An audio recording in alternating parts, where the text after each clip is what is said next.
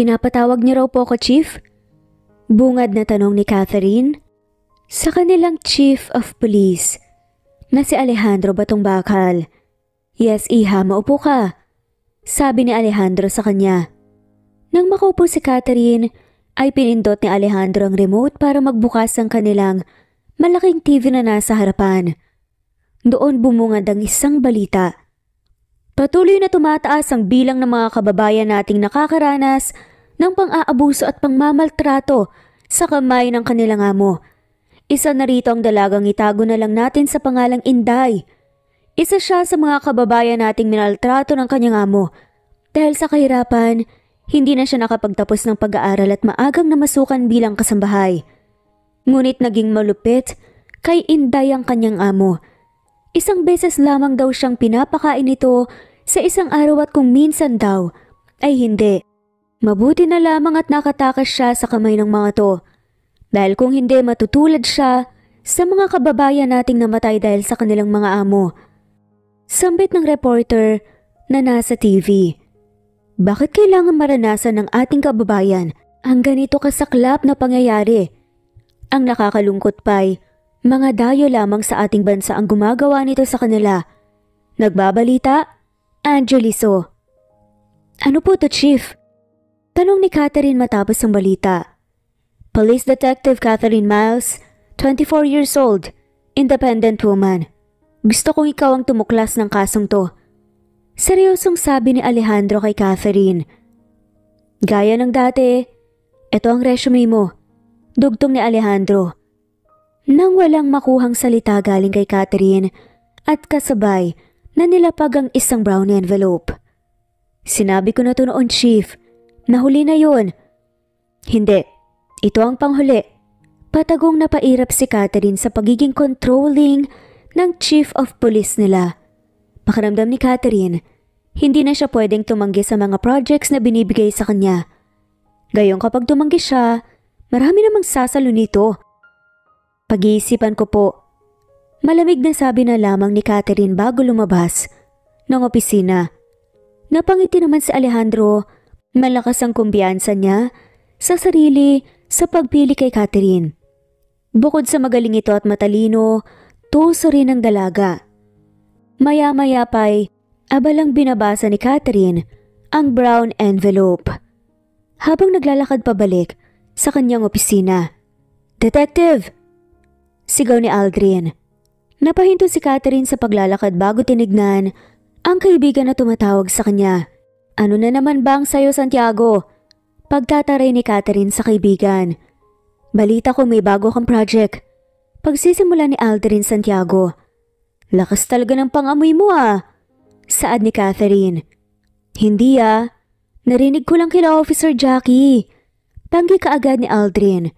Hindi pala pangamoy ang malakas, pandinig. Natatawang pangasar ni Catherine sa kaibigan bago nagpatuloy sa paglalakad. Teka lang! Habol ni Aldrin Santiago kay Catherine. Tumigil sa paglalakad si Catherine at tinignan si Aldrin na seryosong ekspresyon sa muka. Tatanggapin mo ba? Maya-maya pa'y tanong ni Aldrin. Nandito na Last na to. Nilapag ni Catherine ang envelope sa kanyang lamesa at naupo sa kanyang swivel chair.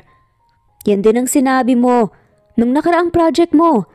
Ngisi ni Aldrin bago kinuha ang envelope at binasa. Magpapanggap kang katulong? Nanlalaki ang mga mata ni Aldrin at hindi makapaniwalang nakatingin kay Catherine pagkatapos basahin ng resume. Nababasa mo naman ata yung nasa resume, di ba? Pagtatari pa ni Catherine. Kaya mo ba? I mean, nag-aalala lang ako para sa'yo, baka... Shh! Hindi na mauulit yon. Putol ni Catherine sa sasabihin ni Aldrin. Nag-aalala lang ako. Baka ma-trigger ang trauma mo. Napangiti naman si Catherine dahil sa sinabi ng kaibigan. Hindi pa rin kasi ito nagbabago at masyadong mabait. Hindi, naka-moved on na ako, Aldrin. Sigurado ka ba? Oo, sayang ang ganda ko Nakangising sabi pa ni Catherine at kinagat ang pangibabang labi. Bye, nagbibiroan na naman kasi tayo rito. Paalam ni Aldrin. Malakas naman na napahalakak si Catherine sa reaksyon ng kaibigan. Saglit na nag-isip si Catherine bago naisipang tawagan na lamang si Chief Alejandro. Tinatanggap ko ng project. Kailan ako magsisimula? Bungad na sabi ni Catherine sa kabilang linya. Napahalakhak si Alejandro. Hindi ko akalaing ganito kakabilis magdesisyon, detective. Napairap si Catherine sa kabilang linya. Bukas pwede ka nang magsimula. I-email ko na lang sa iyo ang address. Tungkulin ng isang police detective ang maghanap ng katotohanan at ebidensya na may kinalaman sa isang taong may sala. At gaya ng nakasanayan yun ang gagawin ni Catherine Miles. Mainit na sinag ng araw ang bumungad kay Catherine paglabas ng bahay. Tinungo niya ang address na nakasulat sa maliit na papel. Pagkarating ay agad na pinindot ni Catherine ang doorbell ng gate ng malamansyon na bahay na nasa kanyang harapan ngayon. Maya-maya pa binuksan na niya. Binuksan ng may edad na babae ang gate. Ikaw ba si Elena, iha? Bungad ng babae. Magandang umaga po. Ako nga po. Bati ni Catherine o Elena sa babae. Magandang umaga rin sa iyo, iha. Tuloy ka. Ani ng babae bago iginiya si Catherine papasok ng mansyon. Kilala siya bilang Elena sa mansyon. Binuksan ng babae ang main door ng mansyon at halos malaglag ang mata ni Elena dahil sa ganda at laki ng mansyon. Ako nga pala si Manang Bell. Ako ang mayordoma dito sa mansyon. Tanging tango na lamang ang sinagot ni Elena kay Manang Bell dahil abala siya sa pagtingin sa bahay. Isang police detective si Catherine pero sa mansyong to, siya ay isang Elena Lopez, isang kasambahay. Siya si Sir Carlos de Leon. Siya ang amo natin at ang may-ari ng mansyong to. Sambit ni Manang Bell nang mapadako ang tingin niya sa malaking picture frame na nakasabit sa dingding. Akala ko po matanda si Sir Carlos. Hindi mapigil ang sambit ni Elena. Napahalakhak naman ang matanda. Hindi, iha. Nasa 26 pa lang yan si Sir Carlos. Ang gwapo naman niya po. Hindi ni Elena maiwasang mapatitig sa picture ng lalaki at sa hindi malamang dahilan ay bumilis bigla ang tibok ng puso niya. Gwapo at maganda rin kasi ang magulang niya. Sad pa nga ni Manang Bell. Nasaan pa ang parents niya?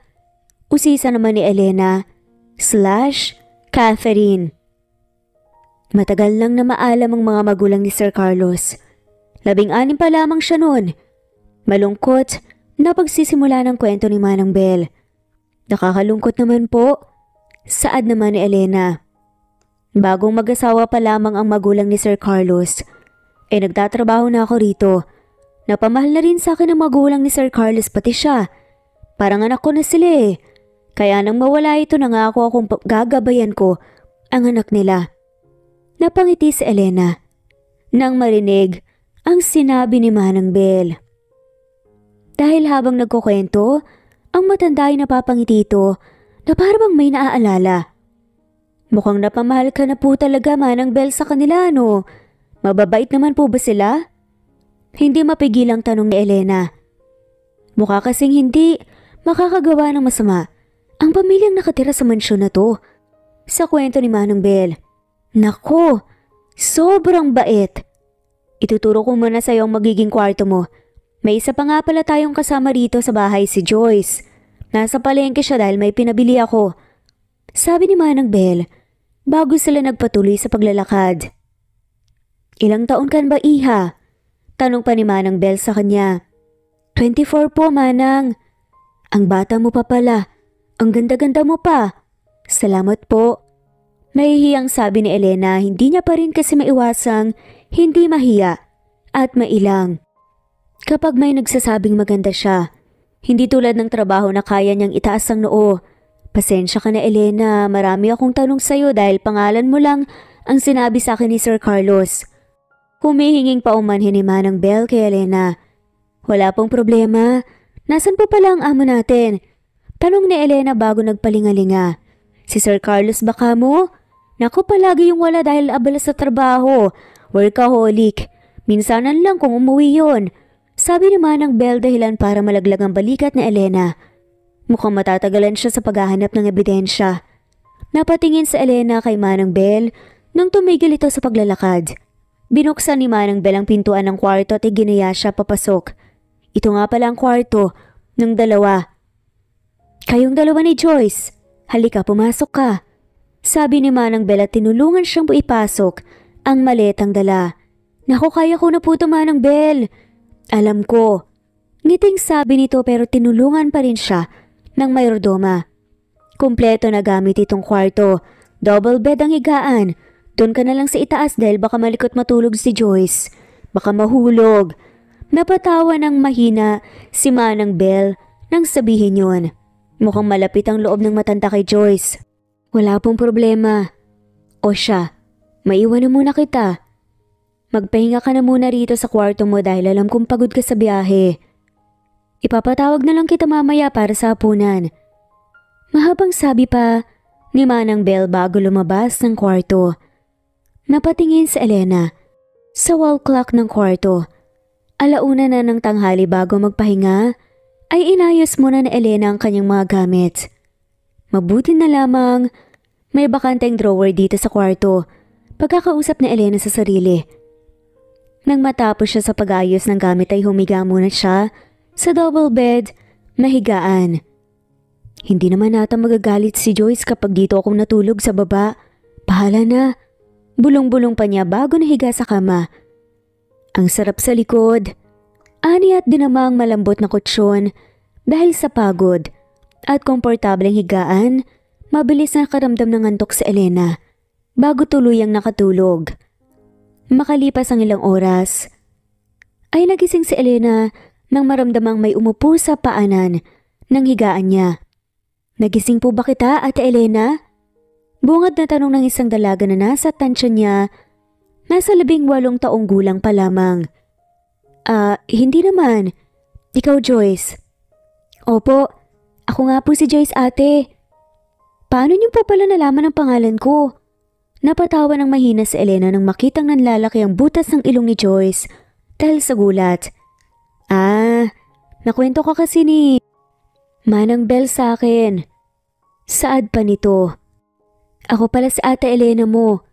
Pagpapakilala pa ni Elena sa sarili. Nice to meet you po, ate. Actually, sinasabi na sa akin ni Manang ang pangalan mo eh. Bungis-ngis pa na sabi ni Joyce at tumayo mula sa pagkakaupo sa kama. Magayos ka na po muna, ate, ng sarili dahil kakain na po tayo sa baba. Tugon pa ni Joyce. Salamat. Paglabas ni Joyce, tumayo naman si Elena at nag-ayos.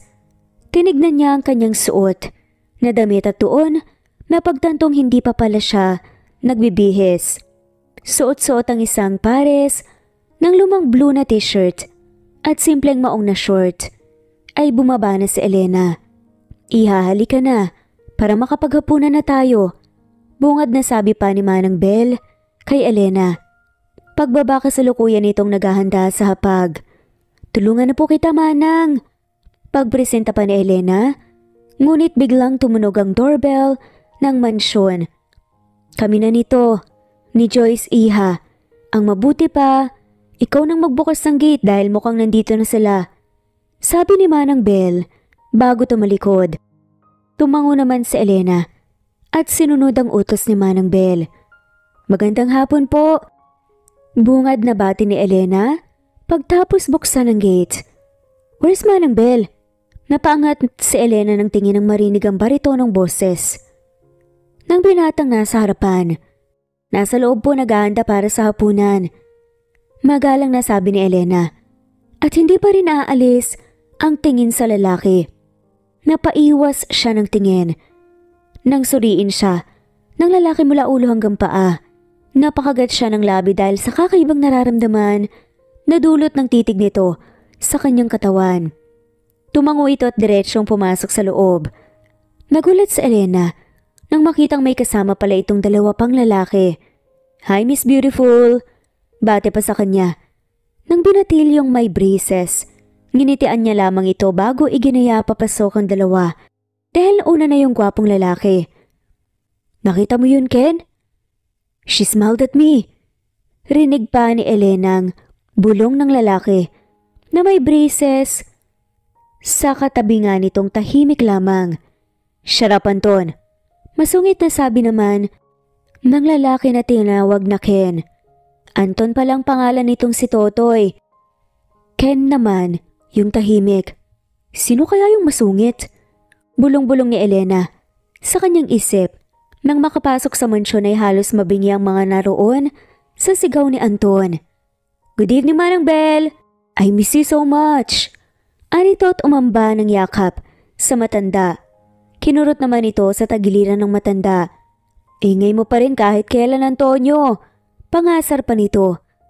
"At kinurot mo pa rin ako kahit binata na ako." Inis na sabi pa ni Anton. Natawa na lamang si Ken bago dumiretso sa kusina kung saan nandoon ang isa pa nilang kasamahan. "Nirandi ka ba ni Antonio, iha?" Tanong pa ni Manang Belle. Umiling lamang siya. Hindi naman pumanang. Siya nga pala silang mga kaibigan ni Sir Carlos. Si Anton naman yung pinakapilyo. Pagpapakilala ni Manang Belle. "Yung una pong pumasok sino?" Tanong ni Elena. "Si Sir Carlos yun." Simpleng sagot naman ni Manang Belle. "Po? Siya po si Sir Carlos?" Gulat na tanong ni Elena. "Oh, bakit parang gulat na gulat ka dyan?" Natatawang sambit pa ni Manang bago pumunta sa kusina para asikasuhin ng tatlo. Nakatangang sumunod naman si Elena sa matanda at hindi pa rin makapaniwala na si Carlos De Leon, ang malayelong tao sa lamig na nakita niya kanina. "What is your name?" Malamig na boses na tanong ni Carlos habang sila'y nasa hapagkainan. Walang sumagot kaya naman siniko ni Joyce, si Elena at si Nenya-san na sumagot. Elena Gomez po." Nahihiyang sagot ni Elena at bahagya pang nautal. Napaismid naman si Anton at ngumisi. "Are you related to Selena Gomez?" Tanong pa ni Anton at tumiling na nga lamang si Elena. "Ilang taon ka na?" Tanong pa ni Carlos nang hindi inaalis ang tingin sa pagkain. 24. Sambit naman ni Elena at tinignan si Carlos na hindi inaangat ang paningin. "Wala ba yung resume, Carlos?" Singit naman ni Anton. Sinamaan naman siya ng tingin ni Carlos. "So Elena, do you have a boyfriend? Husband?" Sunod-sunod pa ng tanong ng pilyong si Anton. Wala po sir." Nahihiyang sagot na lamang ni Elena bago sumulyap ulit kay Carlos.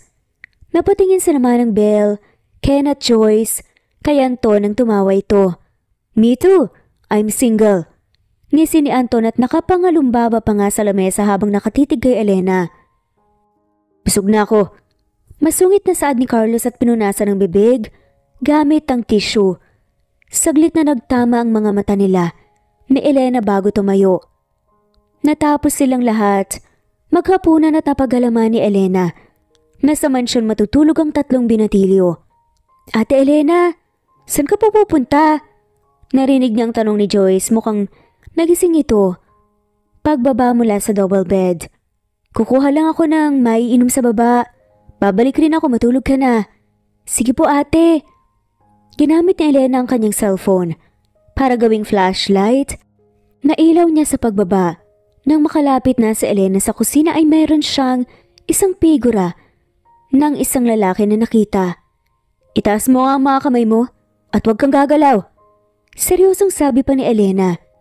Madilim sa kusina at tanging ang flashlight ng cellphone lamang ni Elena ang nagbibigay liwanag sa paligid.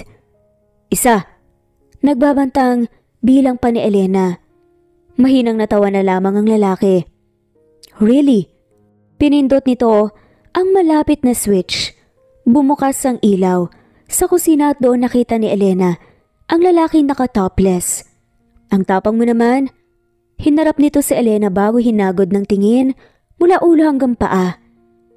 Sir Carlos, kayo po pala yan." Napapalunok na sambit ni Elena at hindi maiwasang hindi mapatingin sa katawan ng lalaki. "Nahubaran mo na ba ako ng short gamit ang tingin mo?" Nilagok ni Carlos ang laman ng beer na hawak. "Po? Why are you still awake? Gabing-gabi na." Pag-iiba ng usapan ng lalaki at naupo sa lababo. "Nauuhaw po kasi ako, sir. Ikaw po, bakit gising pa po kayo?" "Well, someone is bothering me." "Sino po?" Takang tanong naman ni Elena. Ikaw?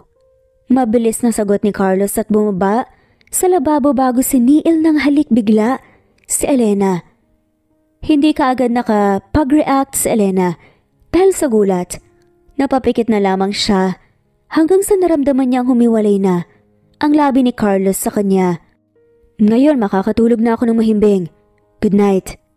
Umalis bigla si Carlos sa harapan niya na may ngiti sa mga labi. Hinalikan niya ako? Hindi makapaniwalang sabit ni Elena habang hawak ang labi. Kinaumagahan ay tinanghali na ng gising si Elena kakaisip sa halik na nangyari. Tinanghali ka po yata ate ng gising ah. Bungad na sabi ni Joyce pagkakita sa kanya. Oo nga pasensya ka na. Saad na lamang ni Elena o Catherine. Okay lang po ate. Ganyan din po ako nung first day ko po rito sa mansyon. Elena iha, kakailis lamang ni Sir Carlos at ng mga kaibigan niya.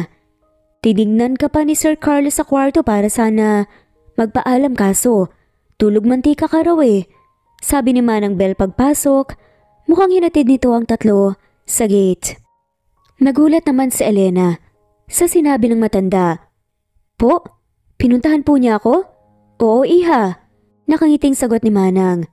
Siya nga pala maglilinis kayo ni Joyce ng ate Elena mo. Saad pa ng matanda. Opo Manang, parehong pawisan ng dalawa dahil sa laki at dami ng kwartong nilinisan. Ate, pwede po bang ikaw na lang maglinis sa kwarto ni Sir Carlos? Sabi ni Joyce habang hawak ang isang basahan. Bakit naman Joyce? Takang tanong ni Elena kay Joyce. Kung ayos lang po, may date po kasi ako ngayon Kinikilig na sambit ni Joyce. Napangiti naman si Elena. O siya, sige na nga ako nang bahala rito. Sabi ni Elena at tinungo ang kwarto ni Carlos. Bit-bit ang basahan, mop at walis tambo. Pagbukas ni Elena ng pinto ng kwarto, hindi niya rin maiwasang hindi mamangha sa furniture ng kwarto. Bakit kailangan pang linisin? Wala namang kahit na anong dumi. Pagkakausap ni Elena sa sarili. Malaki ang kwarto ni Carlos. Siguro kung tatansyahin ni Elena ang laki, siguro doble ang laki ng kwartong tinutulugan nila ni Joyce. Sino ba tong tumatawag? Inis na sabi ni Elena bago kinuha ang cellphone sa kanyang bulsa. Kamusta ang unang araw mo, Catherine? Boses ang kaibigan niyang si Aldrin. At parang bulang biglang nagbago ang mood niya. Doon niya naalalang trabaho niya. Masyado siyang nawili sa mga tao sa mansyon. Okay naman. Bakit ka napatawag? Sungit Gusto lang kitang kumustahin. Narinig ni Elena ang pagtawag ng kaibigan sa kabilang linya. Busy ako. Huling sabi ni Elena at binaba ang tawag. Saglit siyang napatulala sa kawalan. Hindi niya lubos maisip na muntik niya nang makalimutan kung ano ang sadya niya sa bahay na to. Habang naglilinis si Elena sa kwarto ni Carlos, paulit-ulit niyang sinasabi sa sarili na nandito ako sa mansyon para sa misyon ko at hindi lumandi. Lumipas ang kalahating oras ng paglilinis ni Elena nang mapadako ang kanyang paningin sa drawer malapit sa kama ni Carlos. Baka may makuha ako ritong impormasyon, bulong ni Elena. Sa sarili at mabilis na binuksan ang drawer. Ngunit wala siyang nakita kahit na anong impormasyon o ebidensya na maaaring magpatunay na isa si Carlos sa mga nang-aabuso na amo. Ano to? Tanong ni Elena habang hawak ang isang dokumento. Caitlin Ramirez. Basa ni Elena sa front page ng dokumento. Biglang nanghina ang tuhod ni Elena nang biglang may kung anong naalala sa pangalang yun. Hindi niya matandaan pero sobrang lapit at pamilyar ng pangalan sa kanya. Binuksan niya pero biglang kumatok si Manang Elena sa kwarto dahilan para mabilisan niya itong ibinalik sa drawer.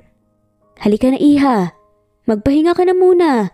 Nasa baba na si Joyce nagmimerienda, sabi ni Manang Bel. Sige po. Susunod na po ako Manang, ayusin ko lang po itong mga ginamit ko sa paglilinis. Sambit ni Elena. Tulungan na kita. Tatanggi pa sana si Elena ngunit nilapitan na siya ni Manang Bel at tinulungan. Balak pa sana niyang tignan ang dokumentong nakita ngunit mukhang sa ibang araw na lamang. Sabay silang bumaba at naabutan nilang kumakain si Joyce. Ang ganda mo, Joyce. Hindi maiwasang tignan ni Elena si Joyce. Nakasuot ito ng mahabang dress. At maganda ang mga nakasuot na palamuti sa kanya. Si ate naman, hindi ako maganda araw-araw. Ibig sabihin mo? Biro ni Joyce dahilan para matawa na lamang silang tatlo. Sino bang sinasabi mong kadate mo? Po? Wag niyo na lang pong alamin. Baka mausog eh. Biro pa nga ni Joyce ngunit halatang kinakabahan. Seryoso ba yan sa'yo? Sa nakikita ko po mukhang seryoso naman po siya. Subukan niya lang po, nasaktan ako ah. Magsusumbong talaga ako kay Manang. Napangiti na lamang si Elena. Sa kabilang banda naman ay nakaupo si Carlos sa kanyang swivel chair. Kaharap nito ang kaibigang si Ken. Hindi maiwasang mapatitig ni Ken sa kaibigan dahil pangiti-ngiti lamang habang hawak ang labi na minsan lamang nilang makita kay Carlos ang ganun. Akala mo ba hindi ko nakita?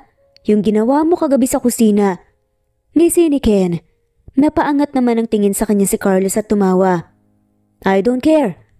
Pagsusungit nito at hindi pa rin maalis ang ngiti sa labi. Do you like her? Tanong pa ni Ken. Sino? Kunwari hindi alam na sagot ni Carlos. Come on. Alam mo kung sinong tinutukoy ko. Hindi ko alam, Ken. She's different and she kinda looks familiar. Napakagat ng labing sabi ni Carlos at tumingala na para bang nag-iisip. Alam ko. Sabi ni Ken, sa lubong na kilay na hinarap ni Carlos ang kaibigan. Ay minalam ko dahil kakaibang mga tingin mo sa kanya. Dugtong ni Ken at kabadong napabuntong hininga. Magsasalita na sana si Carlos nang biglang bumukas ang pinto ng kanyang opisina. Dire-diretsong pumasok si Anton at rumamba pa sa harap ng dalawang kaibigan na para bang nasa fashion show. Anong itsura ko ngayon? Tanong pa ng pilyong si Anton na parang nangaakit. Para kang kuto. Hindi, para kang butike. Sabay na sabi naman nila Ken at Carlos. Nalaglag ang balikat ni Anton sa narinig. Nang hina ang tuhod nito. Nakasuot ito ng itim na slack na pinaresa ng itim na sapatos. Simpleng puting polo shirt lamang ang suot nito at may tatak na Nike. Hinihila niyo pa ba ang confidence ko? Alam niyo ba yun? Bakit ba kasi ganyan ang suot mo? May lakad ka ba? Taas na kilay naman, natanong ni Carlos.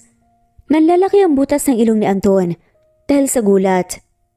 Ken, si Carlos ba talagang nagtanong sa akin yan? Bakit dalawa? May himala ba? Parang mababaliw na sabi ni Anton. Hindi kasi ito makapaniwala na nagsalita si Carlos ng mahaba. Karaniwan kasi ay 1 hanggang 5 salita lamang ang lumalabas sa bibig nito. Hulaan mo. Tanong naman ni Ken. Stop acting weird, Anton. Wala na ba akong karapatang tumawa, magsalita? Sad pa nga ni Carlos. In love ka, ano? Biglang pangasar ni Anton. Ano? Ako in love? Asa. Nauutal na sabi ni Carlos at napaiwas ang tingin. Ganyan din ako dati. Deny lang pero ngayon I can proudly say that I'm in love. Pinakita pa ni Anton ang kanyang muscle at tumikot. Baliw. Bulong ni Ken. I gotta go. May date pa ako with my baby Che. Sabi ni Anton at mabilis na lumabas. Lumipas ang 1 buwan. Wala ni isang ebidensya ang nakuha si Elena. Ngayong araw ang kanyang day off sa mansyon at naisipan niyang puntahan si Chief of Police Alejandro. Sigurado po ba kayo, Chief? Natama po yung binigay niyong portfolio? Bungad na tanong pa nga ni Elena. O Catherine? Oo naman, bakit? Agarang sagot ni Chief. Bakit parang hindi naman, Chief? Prangkang tanong ni Catherine kay Alejandro. Napatayo si Alejandro dahil hindi nito inaasahan. Nasasabihin yun ng kanyang police detective. Detective ka, diba? Bakit ngayon wala pa ring update tungkol sa trabaho mo? Pigil na inis na tanong pa ni Alejandro kay Catherine. Catherine ngayon dahil wala naman siya sa mansyon. Hindi siya ngayon si Elena. Tumalim ang tingin ni Catherine at sumagot. Alam mo, Chief, kung gaano ko kaprofesional sa trabaho ko, kaya kong maghanap ng baho ng tao na totoong may sala. Paano naman kung wala talaga? Sinasabi mo bang walang salang lalaking yon? Taas pa na noong tanong ni Chief. Napaiwas naman ang tingin si Catherine. Hindi. Napangiti si Alejandro sa sagot ni Catherine. Ngunit agad itong nawala nang magpatuloy si Catherine sa sinasabi. Hindi pa sa ngayon. Pero alam mo, alam ko at nararamdaman ko na hindi totoo ang nasa portfolio. Pinalasabi pa ni Catherine bago umalis. Kinabukasan ay sinalubong ni Joyce si Catherine ng isang katanungan. Saan ka po galing, Ate Elena? Kahapon po. Ba't mo natanong? Takang tanong naman ni Catherine. Wala naman po. Nakita lang kita kahapon na lumabas galing sa police station eh. Nakangusong sabi ni Joyce. Saan ka ba galing kahapon? Nag-date po kami ng boyfriend ko kada day off ko po. Nahihiyang amin pa ni Joyce. Nginitian niya si Joyce. Saka nakahinga ng maluwag nang hindi na nagtanong pa ang dalaga tungkol sa pagpunta niya sa police station kahapon para kausapin si Chief Alejandro. Naikuyom ni Elena ang kamao nang maalala ang naging pag-uusap nila kahapon. Asan nga pala Joyce, si Manang Bell? Mamayang tanong ni Elena habang naguhugas ng kamay, kakatapos lang kasing maglinis ng bakuran ng mansyon. Pumunta po ate sa palengke, bibili ng uulamin mamayang gabi dahil uuwi po yata si Sir Carlos. Napatigil sa paghuhugis ng kamay si Elena at napalingon kay Joyce. Talaga? Hindi mapigilang mapangiti ni Elena. Opo ate, bakit po? Crush mo si Sir no? Tanong pa ni Joyce at tinuro pa ang mukha ni Elena na ngayon namumula. Umiling si Elena at nag-iwas ng tingin. Hindi Sumimangot naman si Joyce bago binalik ang atensyon na ginagawa. Sa bagay, hindi na ako ate magtataka. Gwapo naman kasi si Sir Carlos kaso masungit nga lang. True ka dyan, ang sungit talaga. Sang-ayon naman ni Elena. Sinong masungit? Halos mapatalon sa gulat si Elena at Joyce nang marinig ang isang pamilyar na boses. Sir Carlos! Kinakabahang sabi ni Elena. Ngumiti si Joyce sa lalaki at pumunta sa likuran para salubungin si Manang Bell. Tulungan na kita nitong Manang, sabi pa ni Joyce. Naiwan naman na nagkakatitigan sina Elena at Carlos. Gawan mo ako ng kape, Elena. Pakidala sa kwarto ko, sabi ni Carlos saka tumalikod na. Agad na nagtaka si Elena sa boses ni Carlos. Bakit parang nagiba yung boses niya? Paus siya? Sa isip-isipan Elena. Opo, sagot niya, ngunit hindi na narinig pa ni Carlos. Mabilis siyang kumuha ng tasa mula sa kabinet ngunit sinabihan siya ni Manang Bell. Huwag na yan, iha. Itong isang tasa. Narinig niyang sabi ni Manang Bell. Kinuha nito ang tasang hawak niya at pinalitan. Yan kasing paboritong tasa ni Sir Carlos. Ngiting sabi naman ni Manang Bell bago umalis.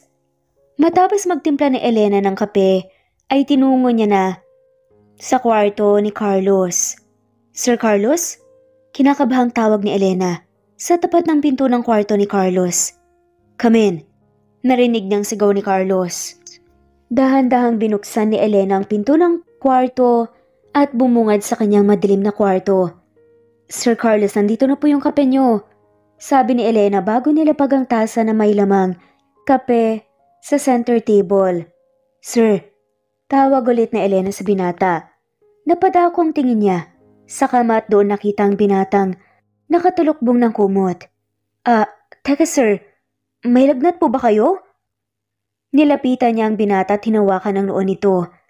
Nanlaki ang kanyang mga mata nang mapaso ang kanyang palad sa init ng noon ni Carlos. May lagnat po kayo sir Natatarantang sabi pa ni Elena. Aalis na nga sana siya nang biglang hinawakan ni Carlos ang kanyang palapulsuhan. Napatigil siya. Dito ka lang muna sa tabi ko. Please stay. Nangungusap na sabi ni Carlos at umubo-ubo pa. Dito ka lang muna, babalik ako, promise. Sabi ni Elena at tinanggal ang kamay ni Carlos sa palupulsuhan niya. Mabilis na bumaba si Elena sa kusina at kumuha siya ng palanggana at face towel at balak niyang punasan si Carlos dahil nakita niyang punong-puno ng pawis ang mukha nito. Ano pong gagawin niyo sa palanggana at face towel, Ate Elena? Narinig na tanong ni Joyce sa kanya. Nilalagnat si Sir Carlos, Joyce. Mababakas ang pag-aalala sa boses ni Elena. Magluto ka na muna ng mainit na soup para may makain si Sir Carlos bago uminom ng gamot. Utos na sabi ni Elena kay Joyce bago bumalik sa kwarto ng binata. Agad na hinila ni Elena ang comforter na kabalot sa lalaki. Nanginginig itong nakayakap sa sarili at pinagpapawisan sa lamig. Paano hindi ka giginawin? Nakabukas ang aircon. Parang nanay na sabi ni Elena. Agad niyang pinag-off ito at pinunasan si Carlos. Pagkatapos punasan ay binihisan na nga rin niya ito. Sakto namang kumatok si Joyce. Kumain ka na muna bago uminom ng gamot. Bulong ni Elena sa binata bago binuksan ng pinto. Heto na po ang soup, Ate Elena. Sabi ni Joyce. Kinuha naman ni Elena ang tray na may lamang soup at gamot kay Joyce. Salamat. Nilapag ni Elena ang tray sa center table sa tabi ng kama ni Carlos. Nakita ni Elena na nagising na si Carlos kaya naman inalalayan niya itong makaupo. Halika, luto na ang soup. Pinaluto ko kay Joyce. Saad ni Elena. Kaya mo bang kumain? Tanong ni Elena sa binata. Tumango naman si Carlos at kinuha ang tray kay Elena ngunit muntik na niya itong mabitawan dahil sa pangihina. Hindi mo pa kaya. Susubuan na lang kita. Lihim na napangiti si Carlos sa suggestion ni Elena. Hindi maiwasang mapatitig ni Carlos sa magandang dalaga habang hinihipa ng mainit na soup.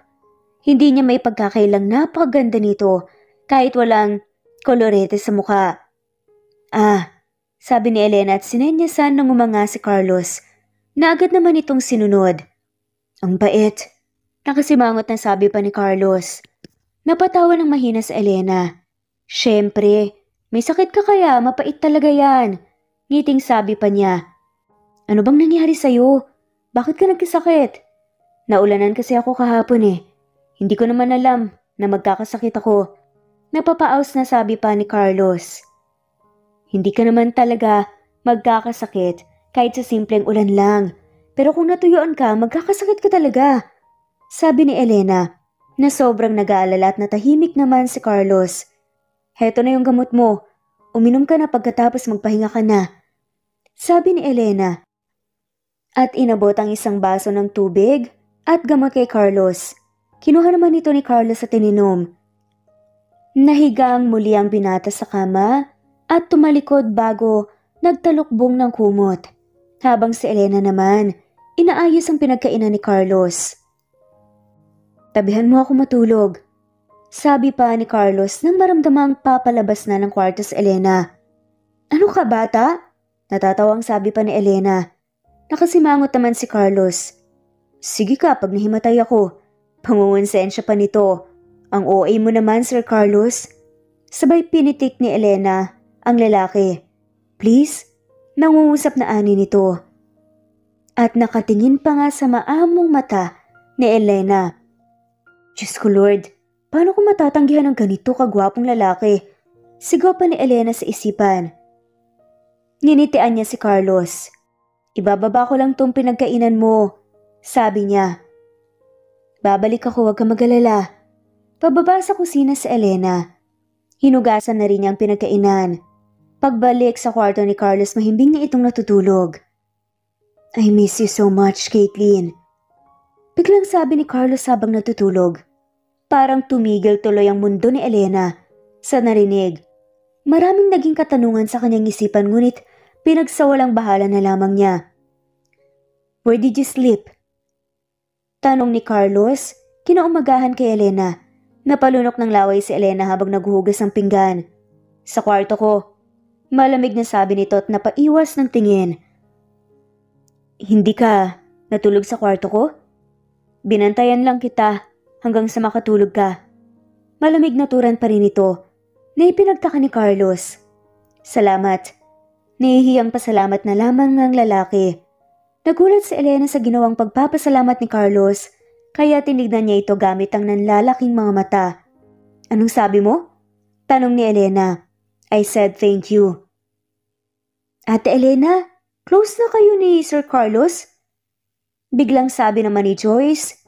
Nang wala na nga doon si Carlos. Bigla kasi itong sumulpot sa kanyang tabi. Para kang kabote kung saan-saan ka nalang sumusulpot, Joyce. Medyo naiinis na sabi ni Elena habang nakahawak sa kanyang dibdib dahil sa gulat. Ito naman si ate masyadong magugulatin. Natatawang sabi ni Joyce. Siya nga pala ate. Ano yung nakita ko? Parang may something sa inyo ni Sir Carlos. Nangasar na tanong na sabi pa ni Joyce. Wala ah. Nagpasalamat lang yung tao, ikaw talaga kung ano-anong iniisip mo. Naiiling na sabi na lamang ni Elena bago umiwas ng tingin kay Joyce. Bakit hindi ka po ate makatingin ng diretsyo sa akin? Crush mo talaga si Sir no? Pangaasar pa ni Joyce kay Elena. Bahala ka nga dyan kung ano-anong iniisip mo, sabi ni Elena. At pinagpatuloy ang ginagawa. Tsaka, ano yun ate? Nagpasalamat si Sir Carlos? Bago yun ah. Anong bago? Hindi pa siya nagpapasalamat? Hindi naman kasi nagpapasalamat si Sir pero ayun, nakakapagtaka dahil nagpasalamat sa'yo. Pagkukwento pa nga ni Joyce. Napatango-tango na nga lamang si Elena. Ate, paabot nga po ng pinggan, lalagyan ko lang po ng tinapay at juice para po sa hardinero natin. Sabi ni Joyce isang araw. Na agad namang kinuha ni Elena ang pinggan. Ha? May hardinero tayo? Nagtatakang tanong ni Elena. Opo ate, si Kuya Aldrin po. Sagot naman ni Joyce habang hinahanda ang merienda ng hardinerong sinasabi. Para namang nabingi si Elena matapos marinig ang pangalan ng kaibigan at kasamahan sa trabaho ni si Aldrin. Ako na lang magbibigay pagkatapos ko nito, sabi ni Elena. Sigurado ka po ba ate? Paninigurado naman ni Joyce. Oo naman. Ako pa, kaya ko to. Inagaw ni Elena ang pinggan kay Joyce bago tinungo ang bakuran. Good morning my BFF. Bungad na sabi pa ni Aldrin pagkakita kay Elena. Napapikit si Elena sa inis. Anong ginagawa mo dito Aldrin? May diing tanong ni Elena. Nagtatrabaho bilang hardinero. Dahilan upang mas mainis si Elena. Binabantayan mo ba ako? Nakataas na kilay na tanong pa niya. Chill. Alam mo namang mahal kita pero hindi naman ako ganun ka-obsess sa'yo. Sagot naman ni Aldrin. Pareho tayong pulis rito, Catherine. Hindi lang ikaw ang may misyon. Napairap na lamang si Elena. Oh, eto na yung merienda mo, Mr. Hardinero. Ang taray mo naman talaga kahit kailan, Catherine. Saad pa ni Aldrin. Huwag mo nga akong tawagin sa tunay kong pangalan. Baka mabuko tayo. Anong tayo? Hindi pa nga kita sinasagot eh. Pwisit ka talaga. Pagsasagutan pa nga nila Elena at Aldrin. Come here, Elena. Linisin mo yung kwarto ko. Seryosong sabi ni Carlos habang lumalapit sa kinaroroonan ng dalawa bigla. Bahagyang tumalim ang titig ni Aldrin kay Carlos. Sige na. Kilala mo ba siya? Takang tanong naman ni Carlos. Halos mapatalo naman sa gulat si Elena nang makita nga nakasunod niya ang binata. Nako, hindi po sir. Kinakabahan na sagot na lamang ni Elena. Siya nga po pala Sir Carlos. Kakalinis ko lang po ng kwarto niyo kahapon. Talaga? Napaatras si Elena nang lumapit sa kanya si Carlos. Ano pong ginagawa mo? Kinakabahang tanong ni Elena. I have 3 rules in this house. Naramdaman ni Elena ang pader sa kanyang likod. Mas lalo siyang kinabahan dahil wala siyang maatrasan pa. Sobrang lapit ng mukha nila sa isa't isa. Ano pong rule? Wala naman pong sinabi si Manang Bell na may rule po sa bahay na to ah. Wala talaga, sabi ni Carlos. Ano po yung sinasabi mo? Nagugulahang tanong ni Elena. Walang sinabi si Manang Bell dahil para sa'yo lang ang rules na to. Bulong ni Carlos. Sa tenga ni Elena, na agad nagsitaasan ng balahibo ni Elena sa batok ng maramdaman ng hininga ni Carlos sa kanyang tenga. Rule number 1. Ayokong umingiti ka sa kahit na sinong lalaki bukod sa akin. Ang akin ay akin, sabi ni Carlos at bahagyang lumayo sa kanya. Pero hindi mo ako pag-aari, matapang na sabi naman ni Elena. Hindi pa, pero gagawin ko ang lahat para mapasakin ka. Makahulog ang sabi ni Carlos at umalis. Naiwan namang nakatulala si Elena habang iniisip ang sinasabi ni Carlos. Anong ibig sabihin niya? Nagugulahang tanong pa ni Elena sa sarili. Lumipas ang ilang araw ay gulong-gulo si Elena sa inaakto ni Carlos. Ang mga kilos nito nagpapakita at nagsasabing gusto siya ng binata. Ngunit wala siyang naririnig na ganoon mula sa bibig nito. Ano po to, sir? Tanong ni Elena habang tinitignan ang hawak na bouquet. Flowers! Nakangiting sabi ni Carlos. Abala kanina sa Elena sa ginagawa nang bigla siyang hilayin ni Carlos papasok sa kotse nito at dinala sa napakagandang hardin. Para saan po to? Tsaka, bakit po tayo nandito? Naguguluhang tanong ni Elena. Natatakot man siyang aminin, ay nagkakagusto na nga siya sa binata. At habang tumatagal lumalalim na ang kanyang nararamdaman para dito. Do you love the view?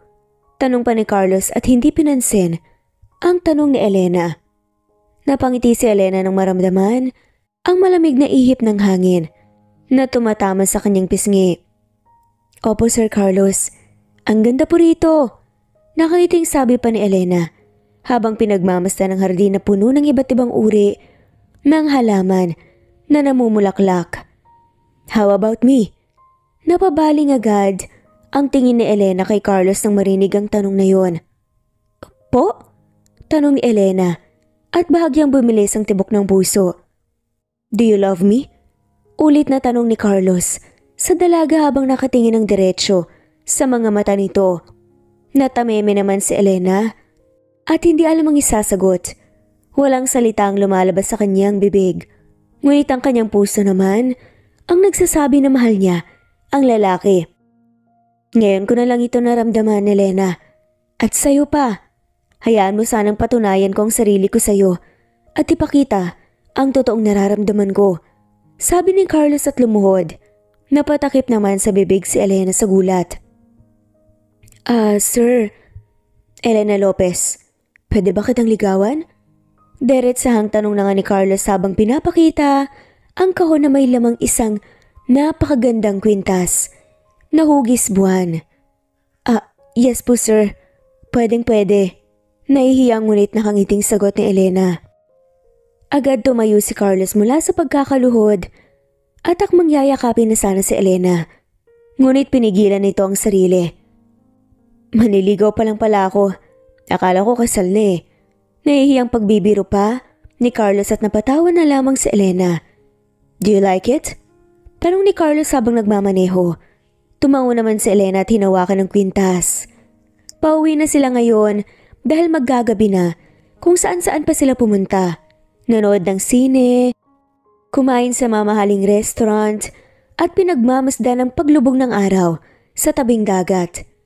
Baka po pagalitan ako ni Manang dahil wala ako sa mansyon, sabi ni Elena. Pinaalam kita kay Manang Bel. Huwag kang mag-alala, sabi ni Carlos bago hinawakan ng kamay ni Elena. Nahihiyang napaiwas ng tingin si Elena. Aminado siyang mahal niya si Carlos at pareho sila ng nararamdaman, ngunit gusto niya rin namang mag-effort ito.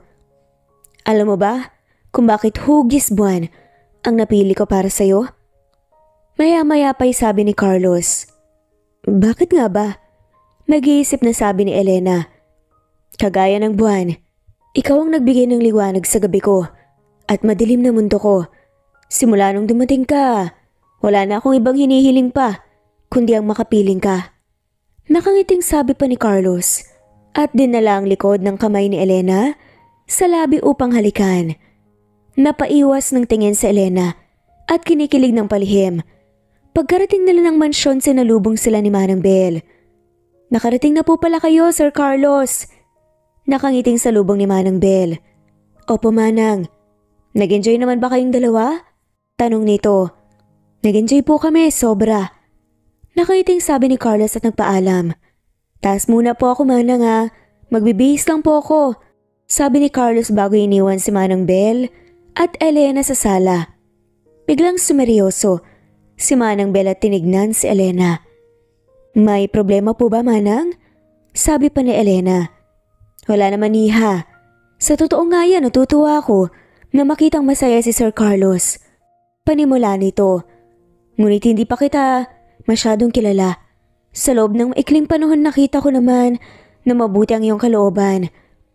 Kaya humihingi ako ng pabor sa'yo na sana wag na wag mong sasaktan si Carlos.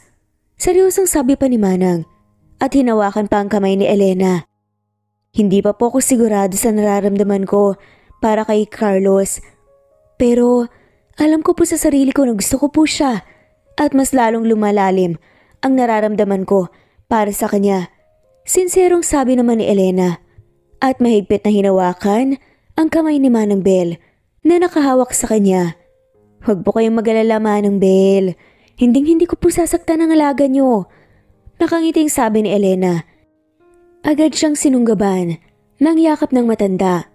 Maraming salamat, Elena. Ngayong nakausap na kita, panatag na ang aking kalooban. Sabi pa nito. Kumalas sa yakap si Manang Bel kay Elena at nagsalitang muli. Ngayon ko na lang nakita ang ngiti sa labi ni Carlos simula nang mamatay ang kanyang mga magulang. Kaya nga natutuwa ako na unti-unting bumabalik na siya sa dati. Ngumiti lamang si Elena at hindi nagsalita. Lumipas ang 2 linggong panliligaw ni Carlos kay Elena. Sa bawat oras na magkasama sila ay mas lalong minamahal ni Carlos ang dalaga. Ganon din naman ito sa kanya. Tila nakakalimutan na nga niya ang kanyang misyon. Araw ng Martes ngayon at nasa trabaho si Carlos. Habang si Elena naman, abala sa paghahanda ng sorpresa para sa lalaki. Naayos mo na ba ang lamesa sa rooftop, Joyce? Nakangiting tanong pa ni Elena kay Joyce habang nagpupunas ng pawis. Opo ate, maayos sa po lahat sa taas. Nakangiting sabi naman ito. Gayong gabi kasi, balak sagutin ni Elena si Carlos. Ayaw na nga niyang patagalin pa. Dahil sabi nga nila, relasyon ang pinapatagal at hindi pa niligaw. At saka nakita naman ni Elena na mahal talaga siya nito. Halika, tulungan mo akong ilagay ito sa niluto kong steak sa itaas. Pagtaas sa rooftop ay hindi maalis na Elena ang ngiti sa kanyang labi. Tanging ang maliwanag na bilog na buwan lamang ang nagbibigay liwanag sa madilim na paligid kung saan naroon ang isang lamesa na may 2 upuan. Ang sweet mo naman ate kay Sir Carlos, sabi pa ni Joyce habang pinagmamasdan ng buong syudad sa baba. Because he deserved it. Hindi mapigil ang usal ni Elena. Pero bakit mo pala tinatangging crush mo siya dati? Tanong at may halong pangasar naman ni Joyce kay Elena. Tumawa si Elena tumiling. Sinabi ko ba yun? Tanong pa nga nito. Dahilan para bumusangot ito. So, kamusta ang itsura ko? Tanong pa ni Elena kay Joyce. Ang ganda mo ate. Bagay sa'yo yung black dress mo. Talaga? Magugustuhan kaya niya to? Kinakabahang tukoy pa ni Elena sa ginagawa niyang sorpresa. Oo naman po. Basta ikaw ang mag-prepare at magluto. Sigurado ko ma-appreciate ni Sir. Sabi ni Joyce para makahinga ng maluwag si Elena. Bababa na po ako ate para may isagawa na po natin yung plano. Sabi ni Joyce at bumaba na para abangan si Carlos. Sa kabilang banda. What is this, Ken? Seryosong tanong ni Carlos kay Ken habang hawak ang isang brown envelope. Buksan mo para malaman mo. Wala akong oras para sa walang kwenta mong palabas. Masungit na sabi naman ni Carlos. Impormasyon yan. Tungkol sa nililigawan mo. Sabi ni Ken. Dahilan para mapatigil si Carlos sa paglabas. Dinampot nito ang envelope at lumabas ngunit bago yun ay may sinabi pa si Ken na ikinabilis ng tibok ng kanyang puso. Ihanda mo ang sarili mo sa katotohanan. Sabi pa ni Ken bago tuluyang makalabas si Carlos. 7:00 na ng gabi nakatanggap si Carlos ng mensahe galing kay Elena. Pinapauwi siya ng dalaga ng maaga dahil may sorpresa din ito sa kanya. Panandalian namang napangiti si Carlos, ngunit nawala kagad yun nang makita ang nilalaman ng envelope. Samantala habang naghihintay si Elena, kay Carlos ay biglang nag-ring ang kanyang cellphone. Biglang bumilis ang tibok ng puso nang makita si Aldrin. Hindi ko alam kung totoo ang nalaman ko tungkol sa relasyon niyo ng boss mo, Catherine. Bungad pa na sabi ni Aldrin para mas lalong kabahan si Elena. O Catherine, totoo yun at magre-resign na ako sa trabaho. Matapang na sabi pa ni Elena at napadapo ang tingin sa papeles na nasa lamesa. Bukod sa balak niyang sagutin si Carlos, ay magtatapat na rin siya ng totoo na hindi siya si Elena. Kung hindi si Catherine Miles, isang police detective. Kasama ang impormasyong iyon, ang resignation letter ni Elena. Dahil sa oras na maging sila ni Carlos, tatalikuran na niya ang kanyang trabaho. Ano? Ipagpapalit mo ang trabaho mo para lang sa lalaking yan? May galit sa boses na sadama ni Aldrin. Ano bang pakialam mo? Desisyon ko pa rin to. Nainis naman ang sagot ni Elena. Sa kaibigan. May pakialam ako kasi kaibigan kita. Dahil nag-aalala ako sa'yo. Hindi ko kailangan ng pag-aalala mo, Aldrin. Kailangan ko suporta. Sabi ni Elena. Ibinaba niya ang cellphone. Pero biglang nagsalita si Aldrin.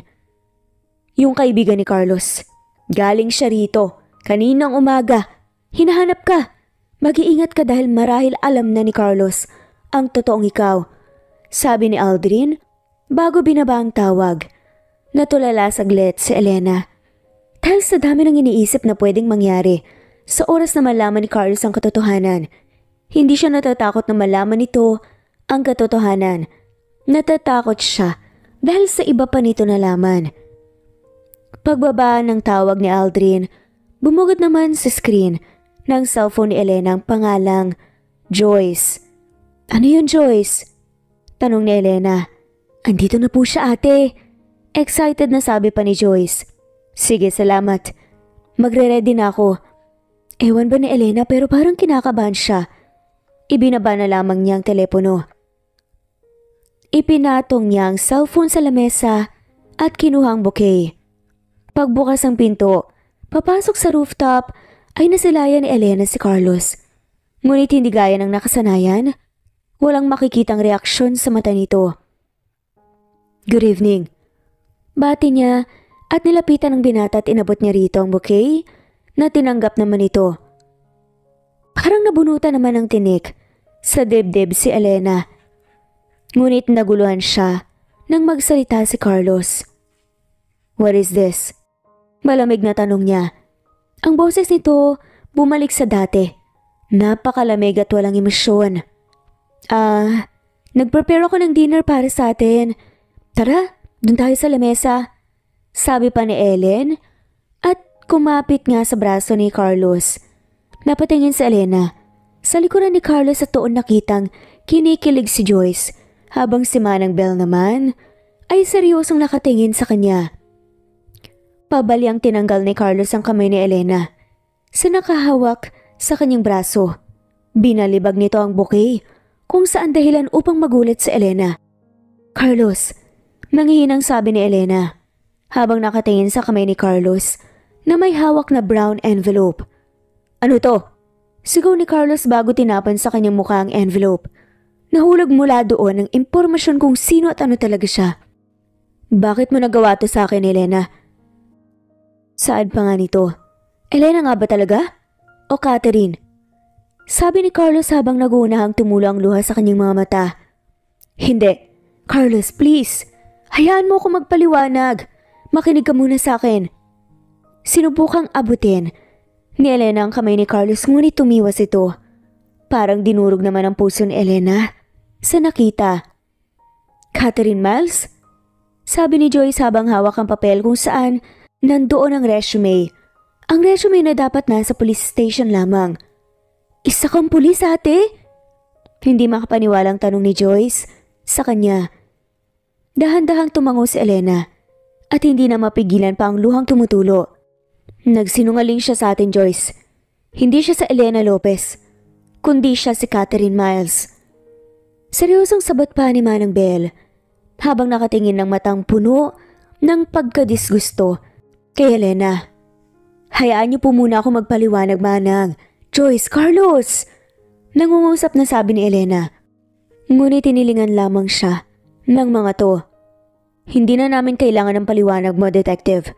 Dahil sapat na to. Sabi ni Carlos habang patuloy na tumutulo ang luha sa mga matang walang emosyon. I am so disappointed at myself. Nagbaloko ako sa'yo. Alam mo bang nakikita ko na ang sarili kong kasama ka habang buhay? Nagpaplano na ako ng magandang buhay para sa ating dalawa at magiging pamilya natin. Pero ano? Hindi pala totoo at nagpapanggap lang palang babaeng mahal ko. Mahinang sabi ni Carlos. That's not true, Carlos. Siguro oo nung umpisa. Pero ngayon totoong mahal kita. Hindi man totoo ang pangalan ko at kung ano ako pero totoo ang pinakita ko sa'yo at ang nararamdaman ko. Please hayaan mo ako magpaliwanag. Nangungusap na tinig ni Elena. Umiling si Carlos. Sarado na ang kanyang isipan ngayon dahil sa katotohanang nalaman. Niloko pa rin siya. Pinagmukhang tanga. Tumalikod na siya at nagsimulang maglakad ngunit napatigil siya nang marinig ang sinabi ni Carlos. Tulad mo, ngayon lang ako nakaramdam nito at hindi naakalang napakasakit pala ng tinatawag nilang pagmamahal. Maniwala ka sa akin. Simula nung makilala kita, ay nakalimutan ko ng trabaho ko. Parang gusto ko na lamang maging si Elena. Si Elena ang kasambahay, hindi si Catherine Miles. Dahil bilang Elena, nakaramdam ako ng pagmamahal at nakatagpo ako ng isang kaibigan. Sabi pa ni Elena, bago tumingin sa mata ni Joyce na ngayon, lumuluhan na rin. You're fired. Ayaw na kitang makita pa sa pamamahay na to. Sabi ni Carlos at iniwan ang umiiyak na si Elena sa rooftop.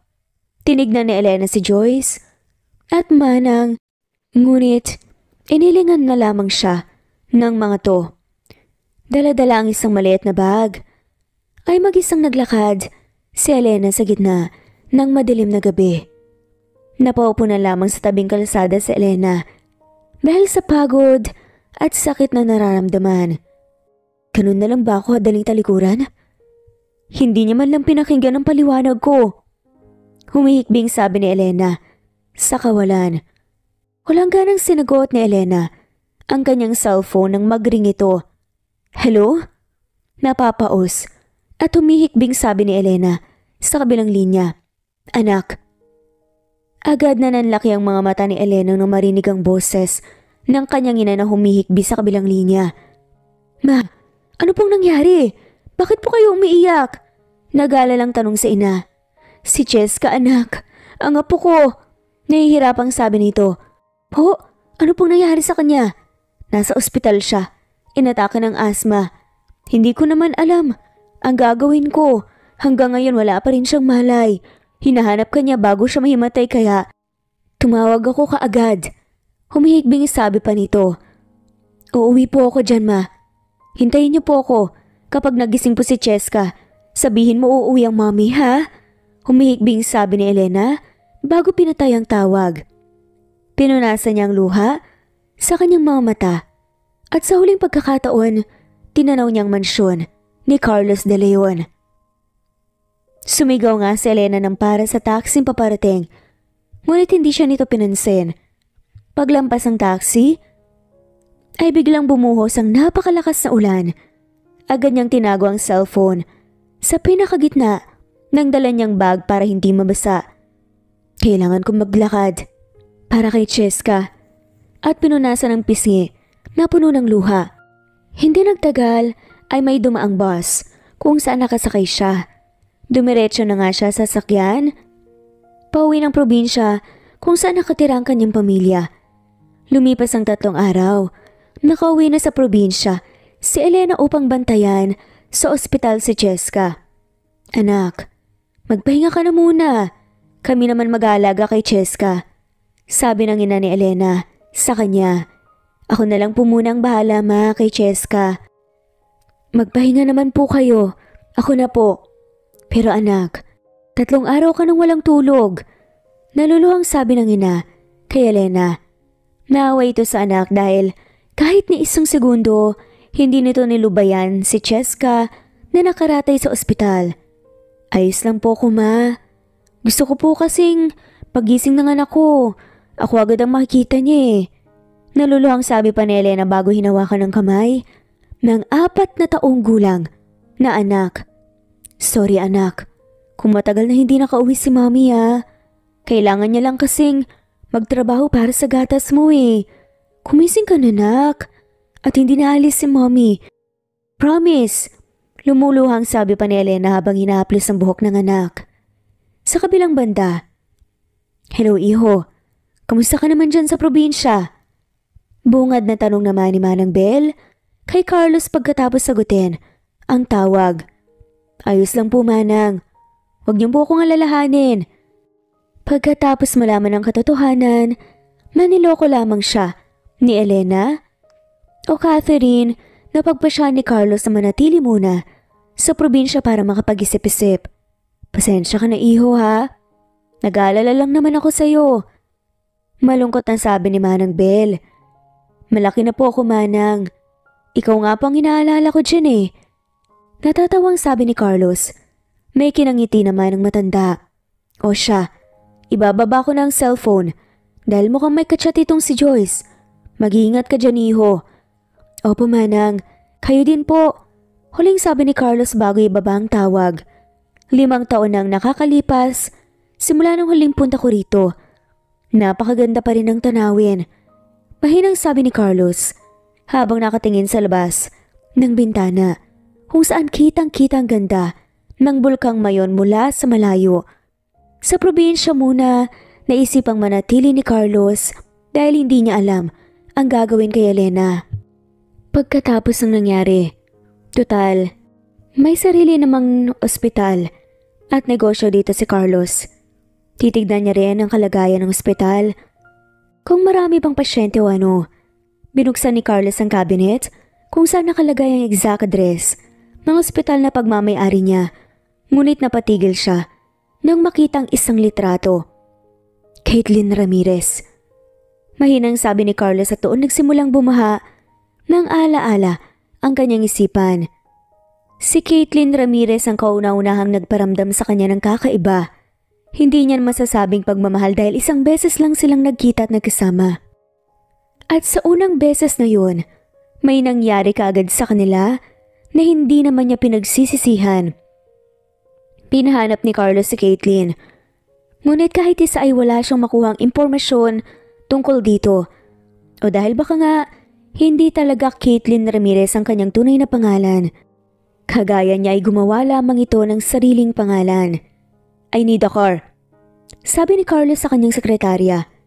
Nais niyang pumunta sa ospital para makapaglibot-libot at malibang ang sarili. Good morning sir. Ito po ang kotse na ibinigay mo po sa akin noon. Sabi ng isang lalaki na nasa 38 na ang edad. Pahiram muna ako Kuya Ray.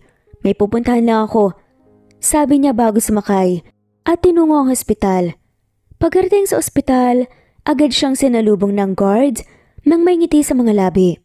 Good morning Mr. De Leon. Maligayang pagbabalik po. Sabi nito at pinagbuksan siya ng pinto. Masaya akong makita ka muli Kuya Adolfo. Buti naman po at dito ka pa rin nagtatrabaho. Nakainting sabi pa ni Carlos. Aminin niya man o sa hindi ay ibang-iba ang kanyang pagkatao kapag siya ay nasa probinsya. Hindi siya si Carlos na masungit dahil siya si Mr. De Leon na napakabait at napakadaldal.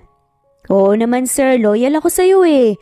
Biro pa nito at ngumiti lamang si Carlos at nagpaalam.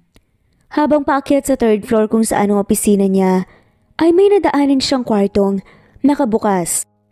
Dahil sa curiosity, lumapit siya dito at doon nakita ang isang bata. Na sa tingin niya ay nasa 4 na taong gulang pa lamang. Mommy? Sambit nito bago minulat ang mga mata. Nakita ni Carlos kung paano magtamang kanilang tingin. Kasabay nun ang pagtibok ng mabilis ang kanyang puso. Anak, gising ka na nga. Salamat sa Diyos. Gulat na sabi ng babaeng nakaupo sa hospital bed.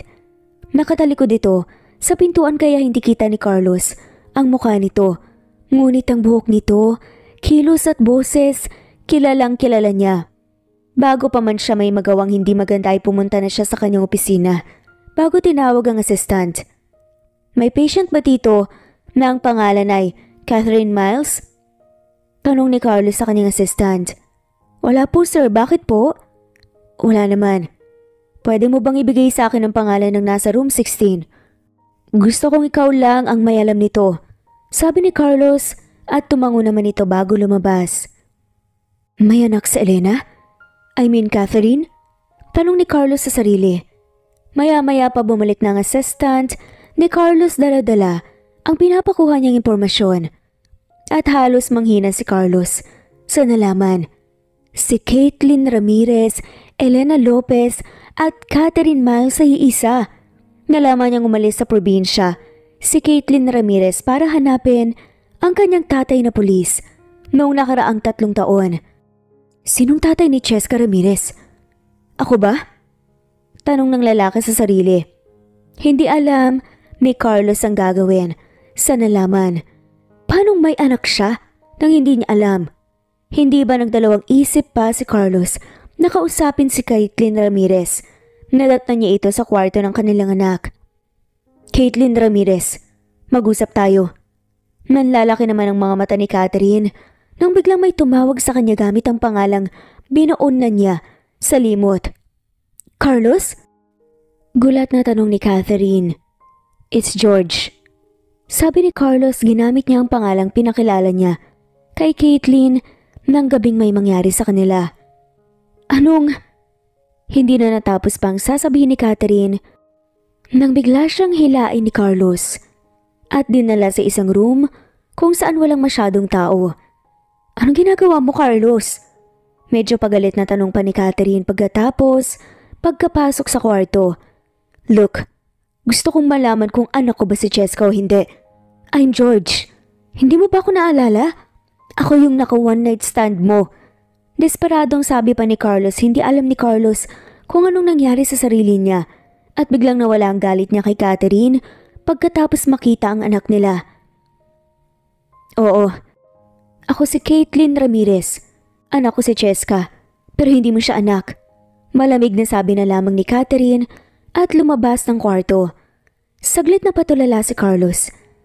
Sa narinig, ngunit naalala niyang nasa ospital pala siya.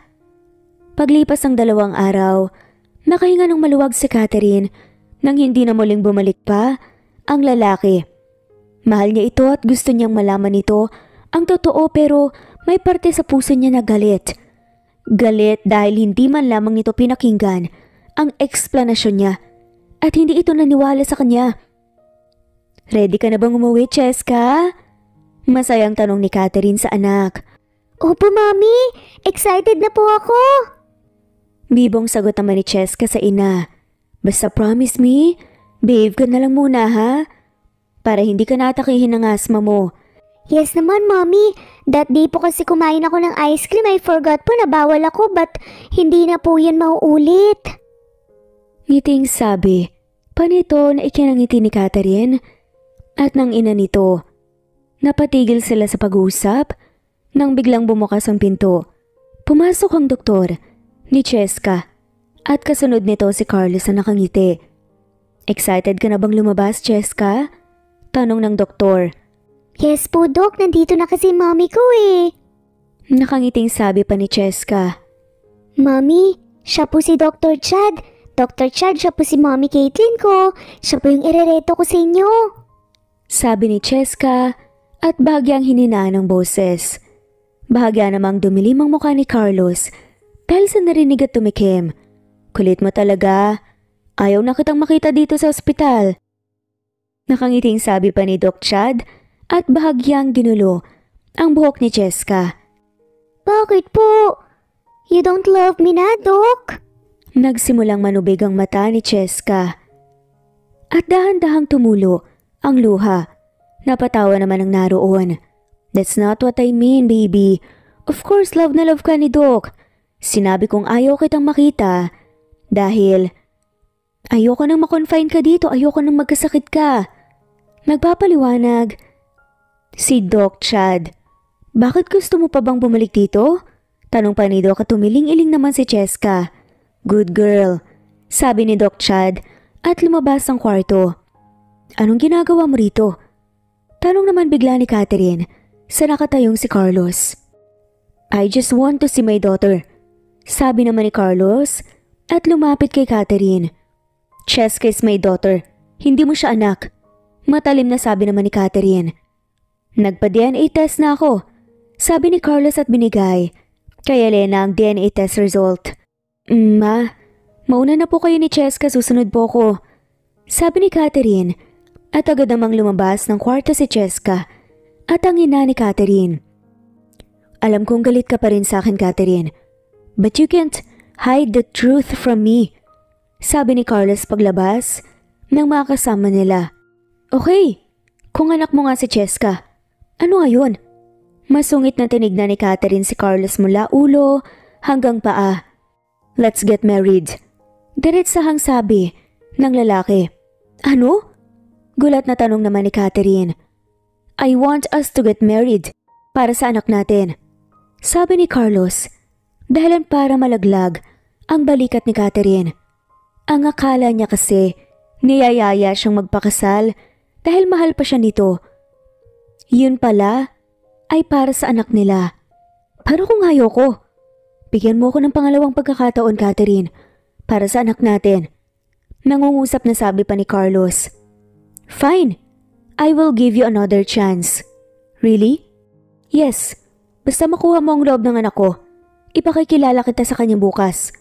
Walang ganang sabi ni Catherine at umalis. Are you sure, Mommy? That he's my daddy? Inosenteng tanong ni Cheska sa ina habang pinagmamasdan si Carlos na nagsisibak ng kahoy. Yes, baby, why? Ayaw mo ba siyang maging daddy? Of course I do. Then why are you sad? Because po last week pa siya nagaganyan eh, sabi ni Cheska. Tinutukoy ang pagsisibak ng kahoy ni Carlos. Madali kasing nakuha ni Carlos ang loob ni Cheska. Ngunit nahirapan itong paamuhin si Catherine. Bakit tired na po siya? Kapag hindi po siya nagaganyan, nag-iibig naman po, sabi ni Cheska. Mukhang naawa talaga kay Carlos. It's nag-iigi, baby, okay? Nakangiting kinurot ni Catherine ang pisngi ni Cheska. Dahilan parang umuso ito. May nagawa kasing badang daddy mo kay mommy. Really, Mommy? Did daddy hurt you? Malaking matang tanong ni Cheska. Yes, baby, a lot. Sa palagay mo deserve niya ang second chance? Do you love daddy po? Nagulat naman si Catherine sa tanong ng anak. Yes, baby. Look at him po. Matyaga po siya. I think daddy deserves a second chance because he's sincere naman po nung naghingi po siya ng sorry sa atin eh. Nagulat si Catherine nang marinig ang boses ng ina. Tama siya, anak. Tingnan mo nga yung kamay niya, oh. Punong-puno na ng sugat, kakasibak ng kahoy. Nakikita ko namang gusto niya talagang bumawi sa inyong mag-ina. Hindi niya alam kung sa paanong paraan kaya ganyan ang ginagawa niya. Pero masakit pa rin po eh. Nabasag ang boses ni Catherine nang sabihin yon. Pakiramdaman mo ang sarili mo, anak. Alin ang mas matimbang? Sakit o pagmamahal? Doon napaisip si Catherine at doon niya rin napagtanto na mas lamang ang pagmamahal niya sa isa't isa kaysa sa sakit na nararamdaman. Go on, Mommy. Ikis mo na po si Daddy. Pipikit lang po ako, promise. Pangasar pa nga ni Cheska at humagikgik. Nilapitan ni Catherine si Carlos. Nang makita siya nito, natataranta itong tumayo. Pasensya ka na. Nagpahinga lang ako saglit. Paliwanag nito at kinakabahan. Para itong batang nahuli ng teacher na naglalaro ng chalk. Nagsimulang umiyak si Catherine sa harapan ni Carlos. Agad nga siya nitong nilapitan at tinawakan ng magkabilang pisngi. Tumigil ka na, sabi ni Catherine dahilan para manigas. Sa kinatatayuan si Carlos. No, hindi. Hindi ako titigil hanggat hindi mo ako napapatawad. Alam kong mali ako na hindi ko man lang pinakinggan ang paliwanag mo noon at nagsisisi ako. Sabi ni Carlos at tinawakan muli ang batok nga nito. Tumigil ka na, sigaw ni Catherine. Bakit? Hindi mo na ba ako mahal? Ayaw mo na ba sa akin? Sabihin mo lang kung hindi mo ako mahal at titigil na ako. Napaluha si Carlos. Matapos sabihin yon. Tumigil ka na kasi pinapatawad na kita. Mahinang sabi ni Catherine. Ano? Tama bang narinig ko? Hindi makapaniwalang sabi ni Carlos. Mahinang tumango si Catherine. Agad siyang niyakap ni Carlos at tinignan ng diretsyo sa mga matang puno ng luha. Thank you for giving me another chance, my love. Magiging mabuti akong asawa at tatay. Mahal na mahal kita at si Cheska. Madamdaming sabi ni Carlos at hinalikan ng noo ni Catherine bago muling niyakap. At nang matapos nga ang kanilang yakapan, nagulat naman si Catherine o kilala din bilang Caitlin at Elena na may dinukot nga ang lalaki sa kanyang bulsa at nakita niya ang red velvet box na syempre naglalaman ng engagement ring. Nag-propose na nga si Carlos kay Cheska. Catherine, Caitlin, o Elena, kahit sino ka pa. Basta ikaw ang mahal ko. Ikaw ang gusto kong makasama sa panghabang buhay. So please, let me be with you forever. Will you marry me? Mahal ko? Saad ni Carlos at naluha si Cheska. Nakita naman niya na nanonood sa kanila ang kanyang ina at anak. Napapatalon pa nga ang batang si Cheska habang humahagikik sa sobrang kilig. Tumingin naman si Catherine sa kanyang ina at tumango ito. Bakit naman hindi? Pagkatapos mo kaming pag-igiban tsaka pagkatapos mong magsibak ng napakaraming kahoy, hindi pa ba ako oo? Natawa na lamang sila at iniabot na nga ni Catherine ang kanyang daliri. At isinuot na nga ng lalaki ang singsing sa kanyang daliri. Makalipas lamang ang 6 na buwan na kanilang relasyon at 6 na buwan din na preparation para sa kanilang kasal. Wala na talagang atrasan dahil ngayon naglalakad na nga si Catherine papalapit sa altar. Nakita niya na lumuluha nga si Carlos habang papalapit siya. Isa itong beach wedding at intimate wedding lamang kasama ang kanilang mahalaga na mahal sa buhay. At syempre kasama din sina Joyce na makulit. At syempre ang mga kaibigan ni Carlos na sina Ken at Arnold. Napag-alaman na si Arnold at Joyce pala ang nagde-date at tuwang-tuwa naman sila. Kaya naman magka-partner sila sa kasal nila Catherine at Carlos. Syempre andun din si Manang Belen. Wala na nga silang mahihiling pa. Dahil ngayon, sa harapan ng kanilang mga mahal sa buhay, sa harapan ng Diyos kung saan sila manunumpa, ay kakasal na nga sila.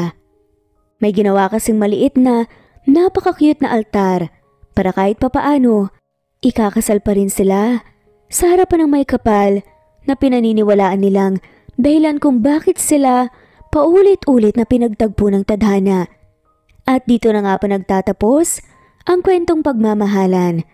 Sa kwentong to pinapakita na hindi masamang magbigay ng pangalawang pagkakataon sa taong nagkamali, lalo na kung willing naman itong magbago. At sa kwento ring ito, sinasabi na kung mahal mo, pakinggan mo, dahil hindi lang ikaw ang may kwento. Everyone deserves an explanation.